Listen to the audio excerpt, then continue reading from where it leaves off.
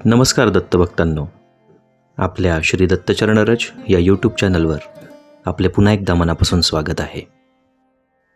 या आधीच्या व्हिडिओमध्ये आपण श्री गुरुचरित्रातील अध्याय 3 आणि 4 याचा कथासार ऐकला. याच श्री गुरुचरित्र कथासाराच्या पवित्र मालिकेमध्ये आज आपण ऐकणार आहोत 5व्या अध्यायाचे कथासार. चला तर मग सुरुवात करूया आजच्या एका नव्या व्हिडिओला. श्री गुरुचरित्र अध्याय 5. श्री गणेशाय नमः. सिद्ध म्हणाला, नामधारका, कलियुगात लोक धर्मभ्रष्ट झाले, कर्मभ्रष्ट झाले, तेव्हा श्री गुरुदत्तात्रेयांनीही लोककल्याणार्थ अवतार घेतले. पिठापूर येथे आपळराज नावाचा आपस्तंभ शाखेचा एक ब्राह्मण राहत होता. त्याची पत्नी सुमती धर्मशील व पतिव्रता होती. ती विष्णुदत्ताची भावभक्तीने आराधना करायची. एकदा अमावस्येस आपळराजाच्या घरी पितृश्राद्ध होते. श्राद्धासाठी आमंत्रित ब्राह्मणांचे भोजन व्हायचे होते. तेव्हा श्री दत्तात्रेय महाप्रभू अतिथी रूपाने तिच्या द्वारी आले. तेव्हा सुमतीने ब्राह्मण जेवणापूर्वीच त्यांना भिक्षा घातली. ही तिची सेवा तत्परता पाहून श्री दत्तात्रेयांनी तिला 3 मुखे व 6 हात या मूळ दत्त स्वरूपात दर्शन दिले आणि इच्छित वर मागण्यास सांगितले. तेव्हा सुमती मातेने श्रीगुरूंची स्तुती केली व ती म्हणाली, गुरुदेव, आपण मला अतिथी रूपात माते अशी हाक मारलीत आणि तेच वचन खरे हो, ही माझी इच्छा आहे. मला अनेक अपत्ये झाली, ती जन्मतःच मेली. जे 2 पुत्र जगले त्यात एक आंधळा आहे तर दुसरा पांगळा. असे पुत्र असून नसल्यासारखेच आहेत. माझा पुत्र तुमच्यासारखा महाज्ञानी, जगद्वंद्य, देवांसारखा आणि परमपुरुषार्थी असावा अशी माझी इच्छा आहे आणि ती तुम्ही पूर्ण करा. त्यावर श्री दत्तप्रभू सुमती मातेला म्हणाले, माते, तुला अपेक्षित असाच पुत्र होईल. तो महातपस्वी असेल. तो तुझ्या कुळाचा उद्धार करील. त्याची मोठी कीर्ती होईल. मात्र तुम्हाला त्याच्या कलानेच घ्यावे लागेल. त्याचा शब्द मोडलात तर तो तुमच्याबरोबर राहणार नाही. सुमतीला वरदान देऊन श्री दत्तप्रभू अदृश्य झाले. हे वृत्त तिने आपल्या पतीला सांगितले. तेव्हा त्यालाही खूप आश्चर्य वाटले. तो सुमतीला म्हणाला, श्री दत्तात्रेयांनी तुला माते अशी हाक मारली, त्या अर्थी तेच पुत्ररूपाने तुझ्या पोटी जन्म घेतील. आपले भाग्य आज फळास आले.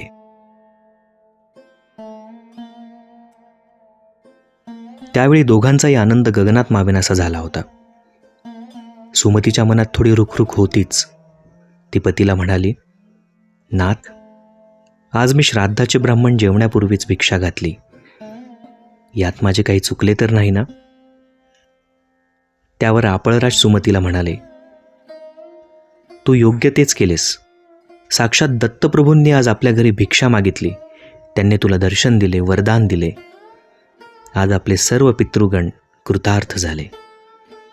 आता ते स्वर्गलोकी जातील. त्यानंतर काही काळाने सुमती गर्भवती झाली. तिने एका तेजस्वी पुत्राला जन्म दिला. ब्राह्मणांनी त्याचे जातक वर्तवले. हा पुत्र तपस्वी होईल, विश्वाला मार्गदर्शन करील, याची जगद्गुरू म्हणून कीर्ती होईल. ते ऐकून आपळराज व सुमतीला धन्य वाटले. त्यांनी पुत्राचे श्रीपाद असे नाव ठेवले. श्रीपाद 7 वर्षांचा झाल्यावर पित्याने त्याची मौंज केली. मौंजी बंधन होताच तो 4ही वेद घडाघडा म्हणू लागला. त्याने मीमांसा, न्याय, तर्क आदी दर्शनशास्त्रही तात्काळ प्रकट केली. लोक त्याला अवतारी महात्मा म्हणू लागले. त्याने आचार, विचार, कर्म, प्रायश्चित्ते, वेदांचा अर्थ, वेदांताचे रहस्य अशा अनेक विषयांचे ज्ञान लोकांसाठी प्रकट केले.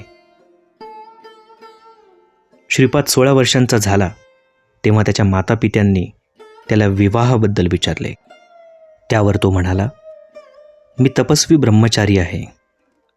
योगरूपी श्री हीच माझी पत्नी, म्हणून मी श्रीपाद श्रीवल्लभ आहे. लवकरच मी उत्तरेकडे जाणार आहे. ते ऐकून आपळराज व सुमतीला वाईट वाटले.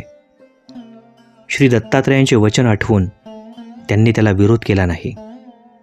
ते दोघे त्याला म्हणाले, बाळा, तू आमची म्हातारपणीची काठी आहेस रे. तूच जर निघून गेलास तर आम्ही कोणाकडे आशेने बघायचे? तू आमचे दैन्य दूर करशील अशी आमची अपेक्षा होती, आणि आता तू असे म्हणतोस. आता आम्ही काय करायचे बाळा? त्यावर श्रीपादाने त्या दोघांचेही सांत्वन केले आणि तो म्हणाला, आई बाबा, एवढेच ना? मी आत्ताच तुमचे दुःख घालवतो. मग त्याने आपल्या दोन्ही भावांवर अमृतमय कृपादृष्टी टाकली, आणि काय आश्चर्य, ते दोघेही अव्यंग, सुंदर व सुदृढ झाले. त्यांनी श्रीपादाचे कृतज्ञतेने पाय धरले. त्यावर श्रीपाद म्हणाले, तुम्ही मातापित्यांची सेवा कराल तर इहलोकी पुत्रपौत्रादिकांचे सौख्य भोगून शेवटी मुक्त व्हाल. ते सर्व पाहून आपळराज व सुमतीला आनंदाश्रू आवरत नव्हते. श्रीपादाने त्यांनाही आश्वासन दिले, हे तुमचे दोन्ही पुत्र शतायुषी होतील. यांच्या घरी अखंड लक्ष्मी नांदेल. यांची मोठी कीर्ती होईल. यांचे वंशज वेदशास्त्र संपन्न, सदाचारी व प्रतिष्ठा प्राप्त होतील. मला साधुजनांना दीक्षा देण्यासाठी उत्तरेकडे जायचे आहे, तर कृपया आता मला अनुज्ञा असावी. श्रीपादांचे हे बोलणे ऐकून मातापित्यांच्या डोळ्यात अश्रू तरळत होते. त्यांना वंदन करून श्रीपाद प्रभू क्षणार्धात अदृश्य झाले. ते गुप्त रूपाने काशीस आले. तेथून बद्रिकाश्रमास गेले. तेथे नारायणाची त्यांनी भेट घेतली. त्याला मी कार्यासाठी मनुष्य रूपाने अवतार घेतला आहे असे सांगितले. मग ते तीर्थयात्रा करीत गोकर्ण क्षेत्री आले.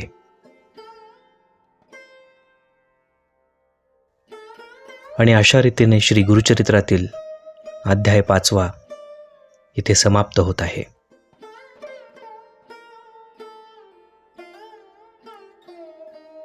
लवकरच भेटूया पुढील अध्यायाच्या कथासारासह. तोपर्यंत श्री गुरुदेव दत्त.